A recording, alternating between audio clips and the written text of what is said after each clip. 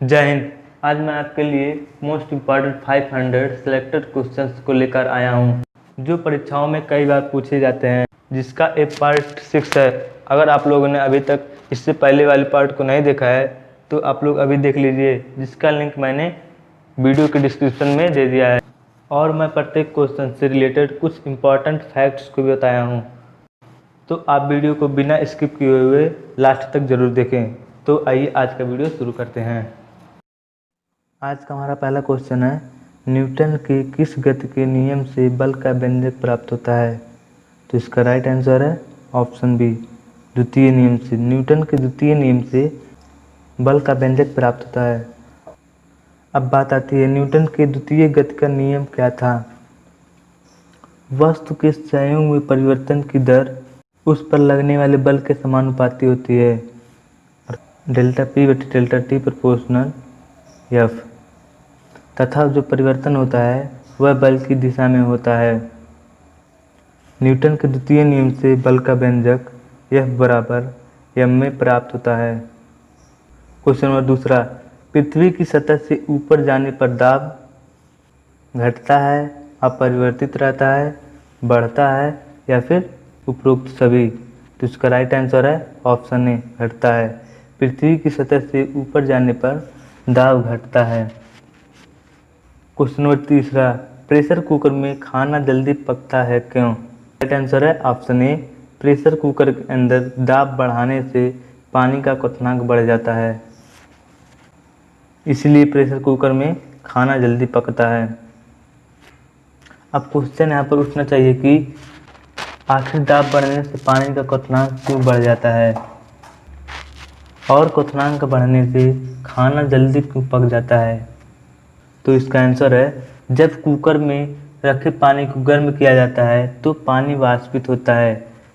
चूँकि कुकर से वाष्प तो निकल नहीं पाता है, इसलिए कुकर के अंदर दाब बढ़ता जाता है और दाब बढ़ने से क्वथनांक बढ़ जाता है। पानी का क्वथनांक 100 डिग्री सेल्सियस होता है। इसके बाद जो ऊर्जा हम प्रेशर कुकर को देते हैं वो ऊर्जा पानी को वाष्प में बदलने में खर्च हो जाती है, यानी कि ऊर्जा हमारी बर्बाद होती है।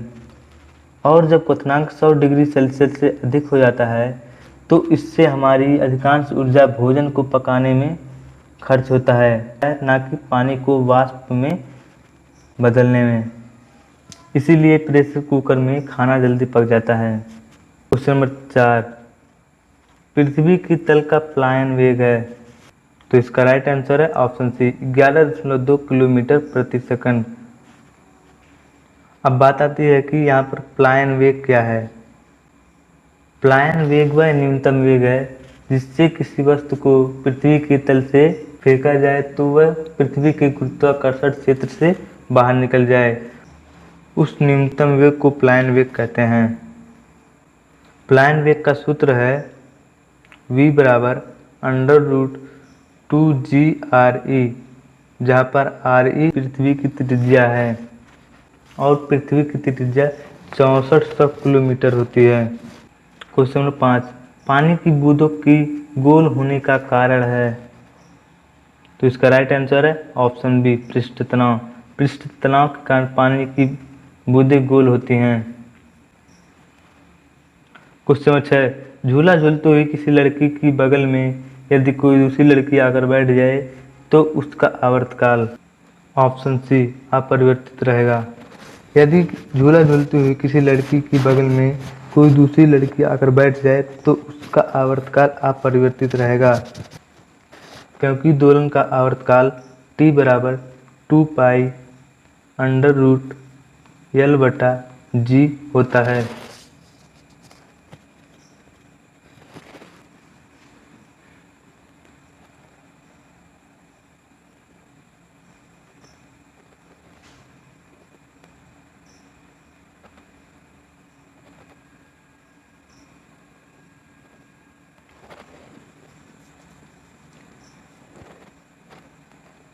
चूँकि दोलन का आवर्तकाल केवल लोलक की लंबाई और गुरुत्वीय त्वरण पर निर्भर करता है, इसलिए झूला झूलती हुई किसी लड़की की बगल में कोई दूसरी लड़की आकर बैठ जाए तो उसका आवर्तकाल अपरिवर्तित रहेगा।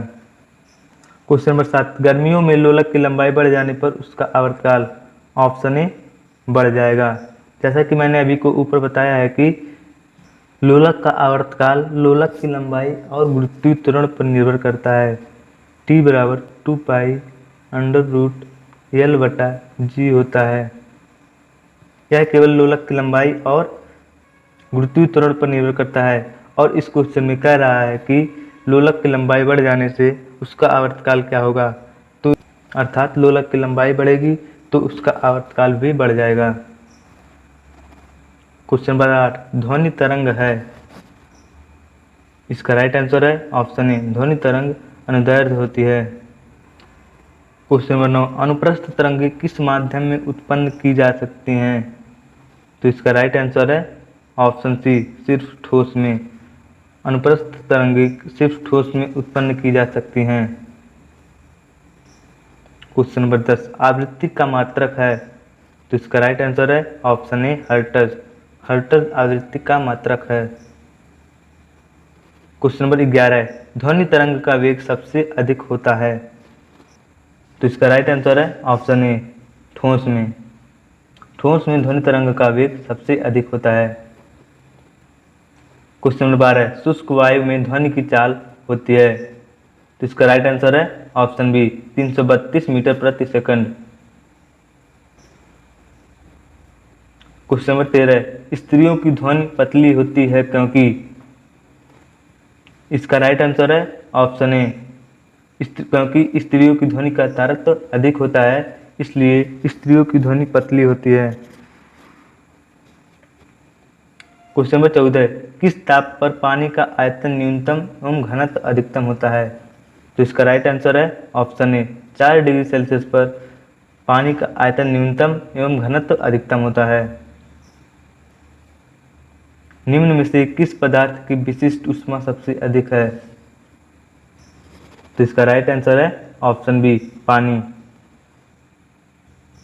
क्वेश्चन नंबर 16, किस रंग के प्रकाश का प्रकीर्णन सबसे अधिक होता है, तो इसका राइट आंसर है ऑप्शन डी, बैंगनी रंग के प्रकाश का प्रकीर्णन सबसे अधिक होता है।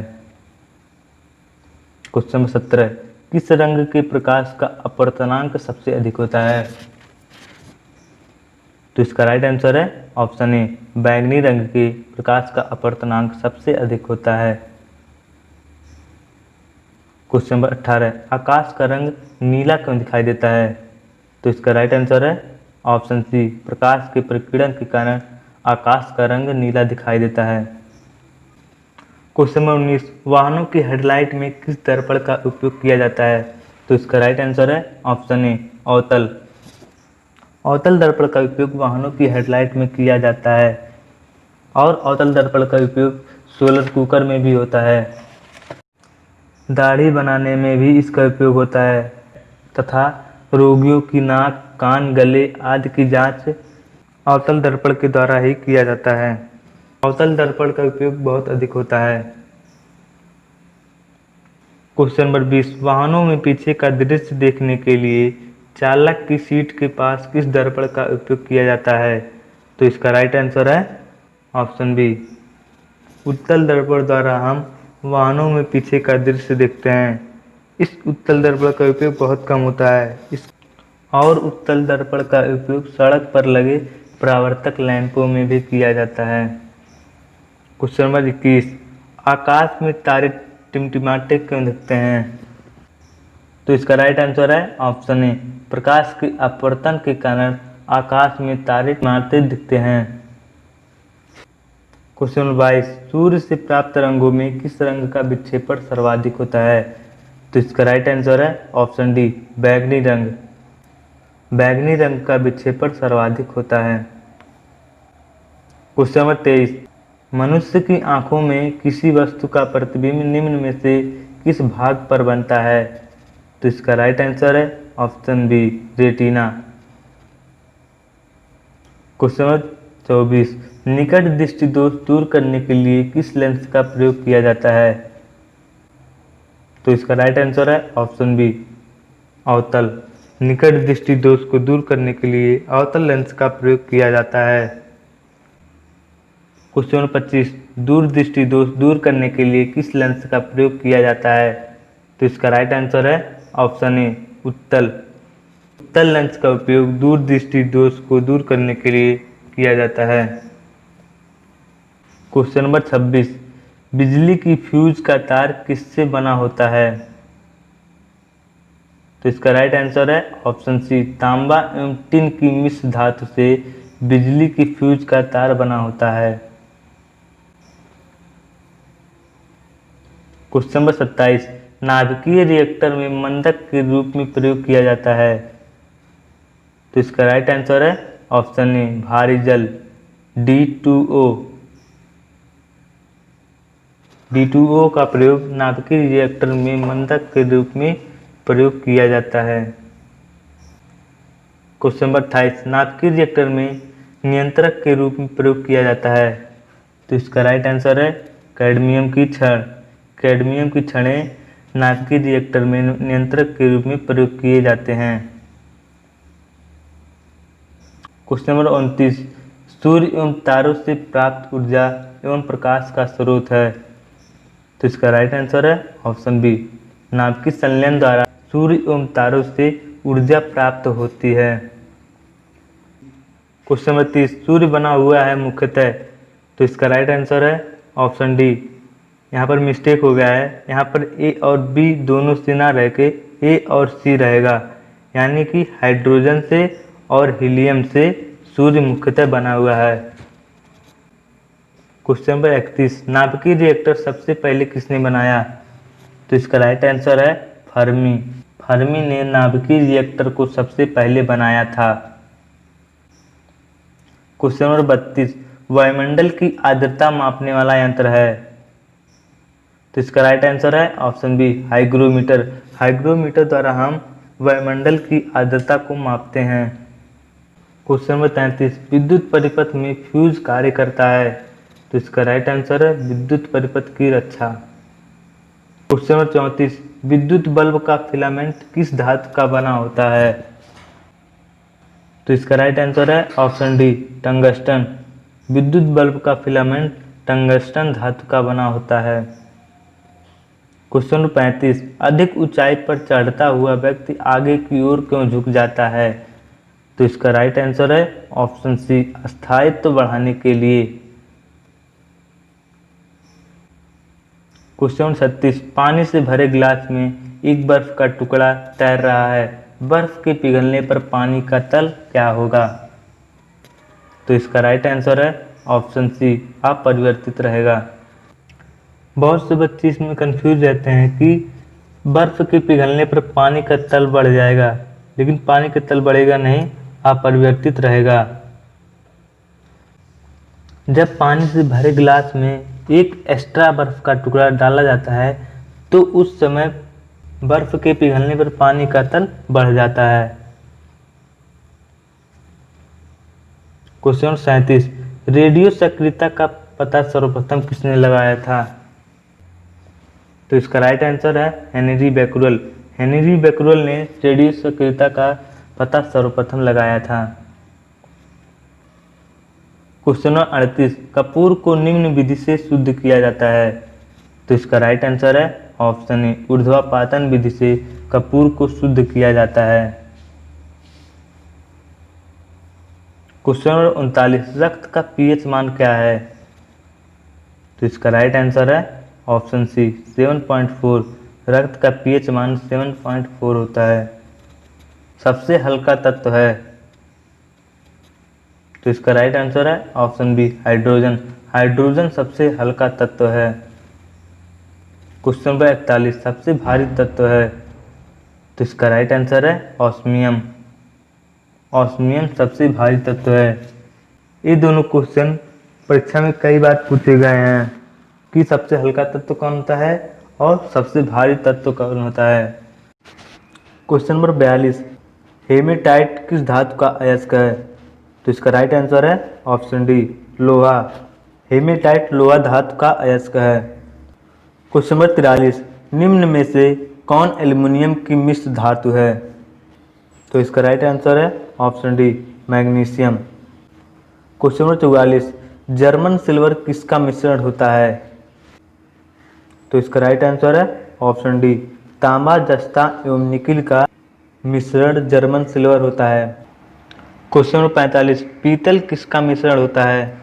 तो इसका राइट आंसर है ऑप्शन सी, तांबा और जस्ता।